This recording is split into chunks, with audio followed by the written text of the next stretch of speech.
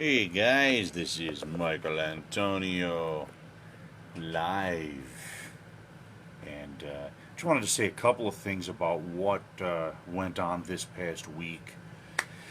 And some it was all really good news for Trump. Of course, we know this, and we also know that the Democrats are not going to stop with their attacks. They are absolutely going to continue fighting, and it's one thing to fight legitimately and stand up for what you believe in and all those things. That's one thing to do that. But these guys, they don't even do that. They're just they're digging as deep into the dirt as they can to cheat their way to the top because they lost grip on power. And once you lose your grip on power and you're used to having it, if you're an evil person, if you're an evil group of people like the leadership in the Democrat Party is now, they're an evil group of people. So they're going to retain their grip on power, and they're going to do so at any cost. They don't even care right now. They're just going full speed ahead. And we know this because of what went on with the Mueller hearings this past week. On Wednesday, Robert Mueller was brought before a House subcommittee on whatever they were investigating, essentially his report about the entire Russian scandal and Donald Trump. Now we know that it was all a witch hunt. We could have told you from the beginning. We knew what went on, but I wanted to kind of point you to some specific moments in that particular line of questioning at that committee hearing. And it was important to know that, well, first of all, just before we do anything, let's preface this by saying that, yes, we know that Robert Mueller looked old and kind of confused and didn't really look like he had a handle on his own, Mueller team. It's almost like he really wasn't doing much of anything. He was like the figurehead. He's the figurehead, and everybody else all of his underlings were doing all the dirty work. So it was interesting to see it that way, but I don't think that's true. I think he looked and acted that way on purpose. And I really believe that. I think he wanted to look incompetent. He wanted to look like he didn't have a handle on what was going on. Because I think he knows a lot of bad things are about to happen to his team and to anyone involved in this hoax, this Russia hoax.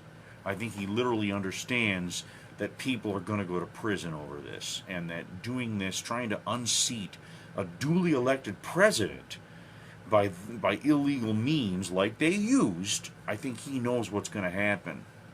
And so he's trying to come across as, well, I really didn't know what I was doing. They kind of made me, they asked me to be this special counsel, and so I put everything together, and I just kind of sat back and, I didn't really understand what was going on. That's kind of the attitude that he portrayed. But in reality, that's not even true, though. It's not even true that that's what happened. But he has to make it seem that way to maybe protect himself. I'm not sure it's going to work, but he certainly did a fantastic job trying to protect himself. But I got to tell you, like the questions that he was asking,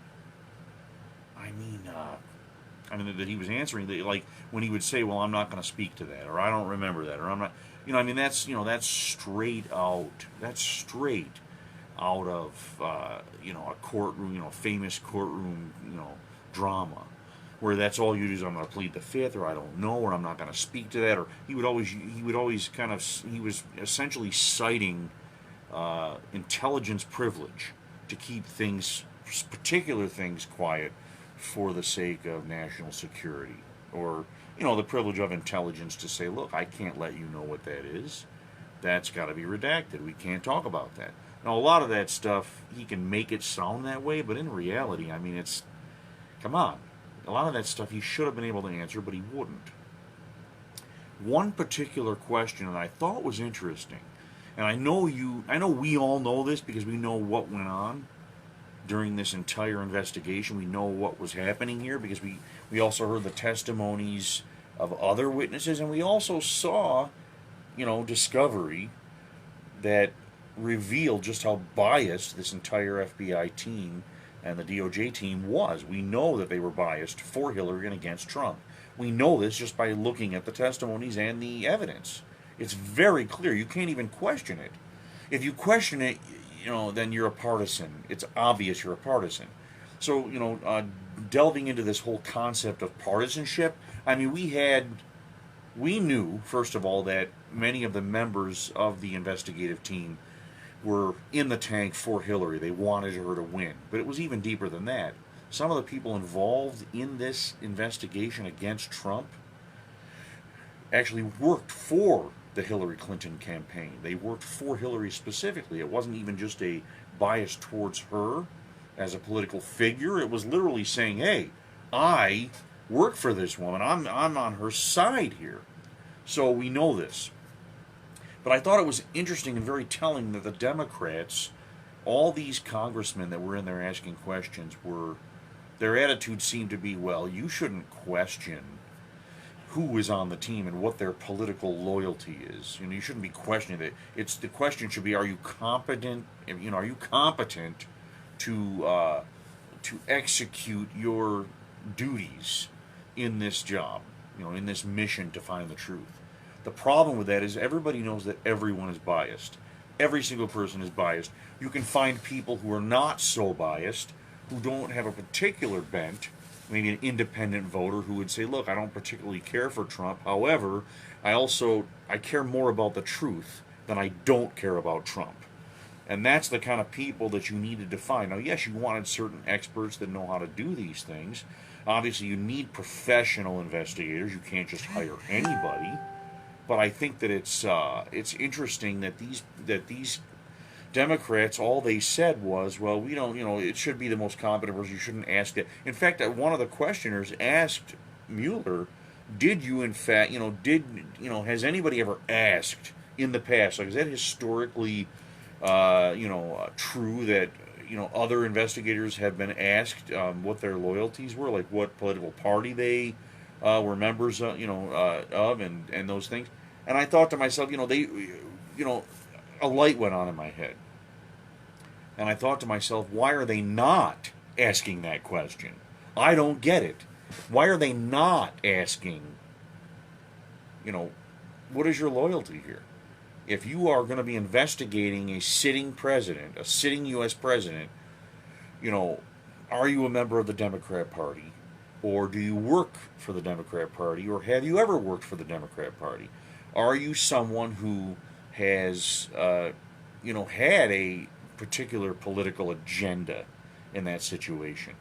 I can guarantee you there's plenty of government workers who don't necessarily have a specific political agenda or possibly worked for the Democrats. Other professionals who could have done this job. You could have asked them, did you ever vote? If you ask them, well, did you ever vote for a Democrat? Well, that's obviously, or a Republican or whoever. Asking those questions doesn't really get to the heart of the problem. Because I can guarantee you there's plenty of independents that have voted for, members of each party. So, the question should be, have you worked for a Democrat in the past? That should disqualify you as an independent member of a council doing investigations. You should not be allowed to investigate anybody, any sitting president, especially if you've actually, worked for a particular party that's, in a campaign. That's not a good thing. Because here we go. That does not, it doesn't sit well. And you can try to say, well, I'll do my job faithfully and I won't, I'll wear the blinders and I just won't do it. The problem with that is it never works. You can't really do that. You can't. It's impossible for a person to be completely unbiased. And the closer you are on the scale of bias to one particular group, okay, in other words, the more tribal you are, the less credible you are when it comes to investigations. Unfortunately, I'll give you an example. I'm the perfect example of that. You could never ask me to be part of an investigative team that is, trying to find out the truth about Hillary Clinton. You can't. I could be if it didn't garner, if I didn't have any authority to actually change an outcome. Like if I wasn't the one who was going to be part of the team that was going to discover evidence and, round up people to testify and subpoena people and arrest people for crimes that are, that surround, the campaign, the Hillary campaign. Let's say she had won the presidency. You can't ask me because I am too politically biased. I do fall too far on the Trump scale. I fall too far on that scale for you to take me credibly. Now, yes, do I believe I would look for the truth? Yes, I do believe I would. I probably would. But the problem is you still can't trust it. It's just the way it is. I would never, if I was the member of if I was on the other side of this aisle, if I was part of the Hillary team, I would certainly say, look, you can't have this guy involved in this. You can't do it because he has a political bent towards Trump. He's not going to be somebody that this is not workable. It's just not going to work. And they would be correct when it comes to me. Sorry, but that's the truth. And probably true for many of you too. So yeah, I wouldn't take it personally, in other words. But I think we have to be very careful how we in this country, in our government, we got to be careful how we deal with this. We can't just say you can't question their loyalty to any particular party. Yes, you absolutely damn well can. This is critical. This is why they went this far. This is why the Democrats were able to go this far. Because they were able to, use these partisan people that were in the tank for Hillary and worked for Hillary, and they were able to set up these basically illegal and unlawful situations, arresting people, trying to trick people into lying, and they did. They set people up like General Flynn. They did some terrible. They did some pretty nasty things. And it was all because they had a political bent. They were not really looking for the truth. They were looking to hurt Trump and anybody associated with Trump. And like I said, if they had a chance, if they could round us all up and put us in prison, I guarantee you they would. So this is what we're dealing with here. So we know that when the Democrats were asking Mueller, well, wait a minute, have we ever historically asked people what their political loyalty was, or what they, if they work for the certain campaigns, or what are we doing that for? That's a matter of, come on, that's not right. It's supposed to be about competency only. What are you doing over here? I guarantee you those same Democrats would not be saying it if Hillary was the president and if there was an investigation into her behavior. I guarantee you they would not be saying that. They'd be saying, this is a witch hunt. Of course, the fact of the matter, this really is a witch hunt. We know that because we know what they set up, and there's a lot more coming out, guys. People will be arrested, people will go to jail, and it will be Democrats, and it might even be some Republicans who are, not loyal to Trump, people who wanted to see him go down. So really, although the Democrat Party is the primary suspect here, there definitely were some complicit Republicans in this situation. We know that. So yeah, it's amazing to me how they can get away with this. But I don't think ultimately they're not going to get away with it, because I think this is a time for Trump to be the hero here. I think Trump is going to be the victor in all of this, and he's proven to be a winner throughout this process. And I can't tell you specifically whether he is, he's so incredibly brilliant that he set all this up. Maybe he did, maybe he didn't. But I will say that it's working out for him, and I think there is a divine nature to this. There is a divine plan. Call me crazy, but I don't think I am. I think I'm right about this. There is a divine plan, and this plan is going to involve Trump winning, and that means America wins. That's what that means. So one more thing before I go, I wanted to mention that we have one victory this week, which I thought was fantastic. The Supreme Court has said that Trump can use military funding to start building more wall.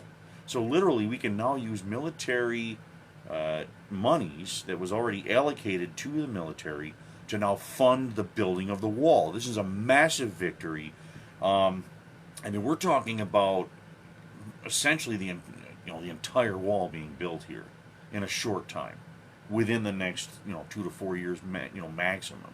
And especially if Trump, we need Trump to win this election because he's going to finish this all. And we don't even need Congress, essentially, at this point. This is how powerful that is. Think about that. We do not need Congress then. And it's a good thing because Congress is not going to cooperate, especially with the Democrat house. They're just not going to let this happen, so we have to make it happen. And thank God, man. I think Trump is just, man, he is just taking care of business, everybody. Anyway, I'm going to let you go. I know I've been here too long. But, guys, I want you, please go to my website, michaelantonio.biz. I got a lot of cool shirts there and all kinds of neat stuff. So check it out. And don't be a stranger. Please, leave comments, because I don't get a lot of comments. Give me your thoughts, give me your ideas. I want to be able to present some really good ideas here. And maybe, who knows, maybe actually somebody on the Trump team will pick up some of our good ideas and use them to help America be great again. You know what I'm saying, guys? Oh, and by the way, one more thing here. This hat is on sale on my website. It's the stylish tweed MAGA hat. This is kind of a different styling. It's a little more attractive for the stylish individual. If you don't want to wear just the red hat, this one looks kind of cool. I have another tweed one like this, only it has like red lettering. It has like more of a red and yellow. I call it my red alert version. So check it out. I think you're going to love it. Guys, thank you so much for being part of my Saturday evening, and we're going to see you soon. Ciao, everybody. Mwah.